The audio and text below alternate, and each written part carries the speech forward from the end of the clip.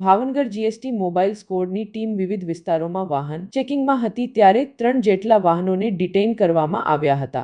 GST વિભાગની mobile સ્કોડની team જાહેર રસ્તા ઉપર માલ સામાન લઈને નીકળતા ભારે વાહનોને લઈને તેમના માલ સામાનના બિલોને પગલે ચકાસણી કરતી હોય છે। ત્યારે 3 જેટલા વાહનોમાં માલસામાનના આધાર પુરાવા નહીં મળતા 3 વાહનોને ડિટેઇન કરીને બહુમાળી ભવન ખાતે લાવવામાં આવ્યા હતા।